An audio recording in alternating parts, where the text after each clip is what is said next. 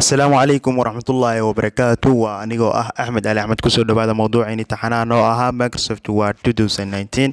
Haddii ay tahay markii kugu horeysa soo booqato channelkan, waxaynu ka codsanaynaa inaad muuqaalkan like garayso. Maanta mawduuceeni waxaynu uga hadli doonaa sida loo isticmaalo saving document, save as iyo open document.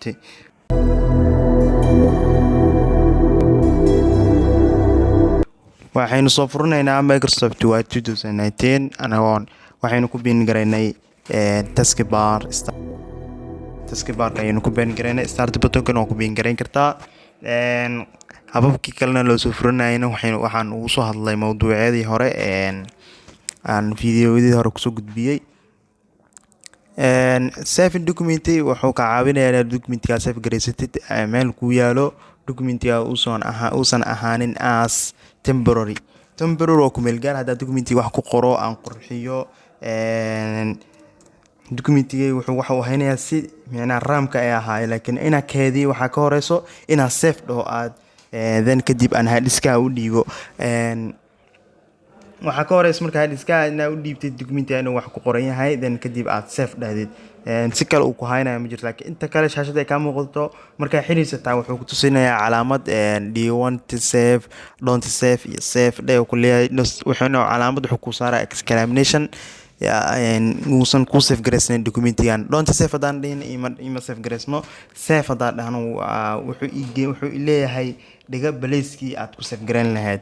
Marka waxaan uga hadli doonaa video marka stebyadii wax loo save garayn lahaa. qoraal ayaan soo furnaynaa equal rand qoraalkan ka horeeyo ka tir, then kadib 10.3 qor. qoraalkan automatic ayaan soo furnay duwaadka asiga wato 10.3 2020 tira ayaa rabtaa ku qoray equal rand mar baad dhaadid equal rand mar hadaaba qortid tiradan adiga ayaa xukumo markasto comma la u dhaxaysay labada tiraade 1.2 kaliya soo qori kartaa. video marka waa saving document ayaan hadlaynay. saving document waxaad tagaysaa file, then kadib waxaad leedahay save aad leedahay. wuxuu ku leeyahay browser dooro Microsoft 2010 iyo Microsoft 2007.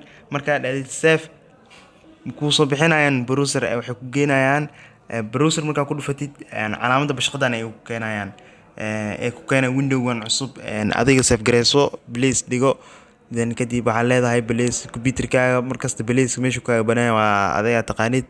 then ana adeertan waxaan dooranayaa desktop edit shaashada. waxaan ku qorayaa magacayna, waxaan ku qorayaa word practice then kadib halkaas waa file name. halkan waxaa ku qoran waa save type, nooca u save garayn lahayd.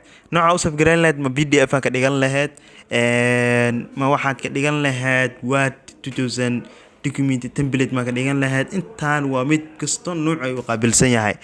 mid walba waa wax buu taagan. pdf hadaa ka dhigatid wuxuu noqonayaa non editable, laakiin pdf hadaa ka dhigatid website qaar waa lagu bedeli karaa. pdf kaas waa non editable ku meel gaar waa videoga macna editable ma aha, like word haduu yahay uu qofka gacanta ku dhigo buugay wuxuu ka bedeli karaa sidiisuna uu isticmaali karaa.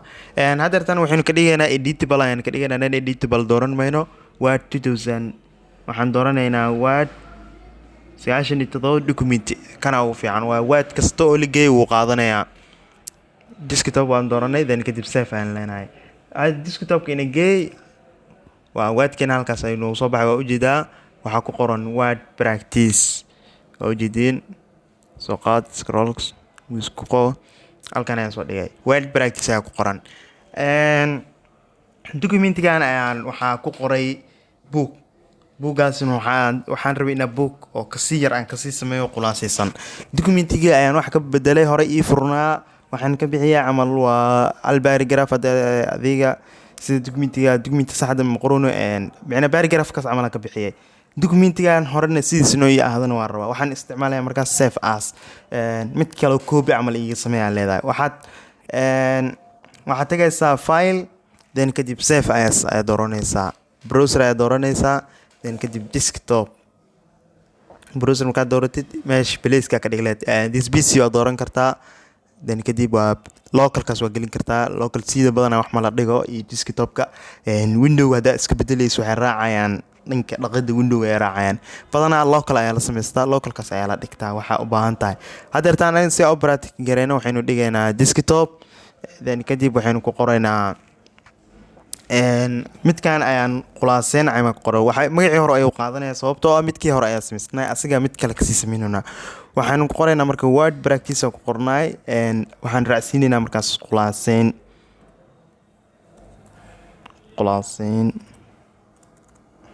ayaan raacsiinaynaa save, then kadib save ayaan leenahay.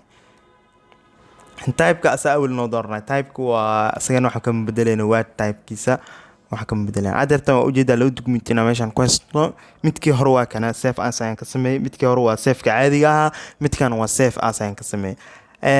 kan haddeertaan haddaa wax ku daro qoraal camal aan ku daro qoraal camal aan ku qoro sg coder ayaan ku darayaa, then kadib control s ayaan dhahay ima geenayo bashqadii hore, midkii hore ee jiray ayuu ku dul save gareynayaa. control asoo save control s haddaa isticmaashid waa save ku dul save gareynayaa, laakiin inaa f12 dhahdid then kadib f12 waxay u taagan tahay save as, control s waxay u taagan tahay save, then kadib place-ka aad rabtaa dhigatid isagana waa place kale ayaa dhigan kartaa. then kadib waa desktopka la wada dhigaynaa kulligan, magaca dhan waa ka wada bedeli kartaa. Inaad siiso qasab ma www kaligiisa oo bixin kartaa, magaca dun versionkiisa waa bedeli kartaa, pdf waa ka dhigi kartaa. hadda midkan pdf aynu ka dhigno, then kadib desktop wuu noo dooran yahay. inta halkaas waa ka dooran kartaa, halkaana waad ka dooran kartaa. then kadib save ayaan leenahay. documentan saan ayaan ku save gareynay, asigoo pdf saan ku save gareynay. ka bax marka waa kana www oo pdf midkaas kalena waa word practice-kii aan hore usoo sameynay. midkaas kalena waa word practice khulaaseyn, midkaan khulaaseyn ayaa raacan, midkaan waa midkii hore ee originalka ahaa. then kadib waa pdf-keena asaa automatic kusoo furayo, wuxuu kusoo furay Opera pdf haduu kugu jirana pdf caadi, pdf reader application lagu shubto isagana waa pdf reader kaas ku furan kartaa. waa kana midkaan waa haddeertaan wuxuu ka caawinaya pdf inaad ka dhigtid waa non editable, wax kuma dari kartid. haddeertaan storage-ka gudaha uu dhigi karaa muuqadeen wuxuu ii yahay waa micnaha waa mid storage-keyga aan qaadi karo, meel kalena geyn karo, flash aan ku shubi karo, waxaan qorin dad kalena u gudbi karo. laakiin documenti hadduusan ii save garaysnayn waxba micno uma taagna meeshaas. control s aan isticmaalno, control n aan leenahay, then kadib control plus s haddaa dhahdid wuxuu ku keenayaa browserka caadiga ah, save-ka caadiga ayuu ku keenayaa. then kadib browser ayaan leeyahay, browser markaan ka doorto then kadib waa desktop ayaan dooranayaa, then kadib waa qoraalka ayaan ku qorayaa. waxaan rajeynayaa qodobkan inaan isla fahamnay. shortcut-kooda ayaa muhiim ah. filekaas haddaa tagtid then kadib haddaa tagtidna waa labadan qodob baa dooran kartaa. save wuxuu u taagan yahay documenti markii ugu horeysa aad samaysid inaad save garaysid. save asna wuxuu u taagan yahay documenti jiray wax ka bedeshay ama waxa ku dartay ama soo khulaasaysay inaad mid kale ka dul samaysid. qodobkeena kale ku xigana wuxuu ahaa open document. documentida dhan way wada xiran yihiin, aan iska wada xiro don't save midkaan save uu ahaa waadka kaligiisa isoo fur. documentida shaashada ii yaala waxaan rabaa inaan soo furto. halkan recent waa ka soo furan karaa, laakiin recent waxa ka fiican recent meel qaar ku yaala mar qaar waa recent waxyaabay u dambeeyay isticmaasho u taagan yahay.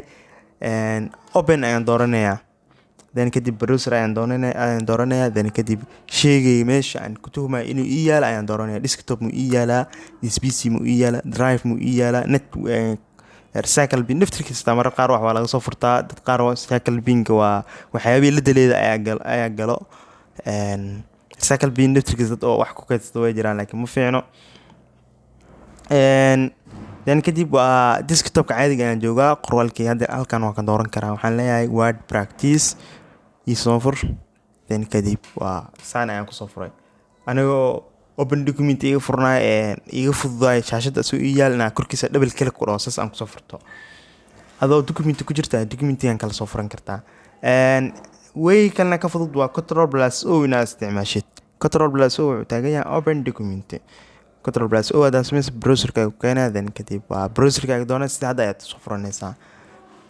waa labadaas qodob inaan isla fahan saddexdaas qodob inaan isla fahanay waan u maleynayaa open document saving maadaama asagana muhiim zaaid u yahay save asagana waa shay inaad khulaasad ka samaysid open document uu ka caawinayaa inaad shaygii adoo waadka isticmaalaya inaad document kale u baahato aad soo furatid labada saddexdaas way waan isla fahanay mawduucayna halkaan ay ku egnaa haddii ay tahay markii kugu horeysa soo booqato janaalkan waxaynu ka codsanaynaa inaad subscribe dhaadid haddii uu muuqaalkan uu ku qanciyo ama wax uun aad ka faa'iiday like garee.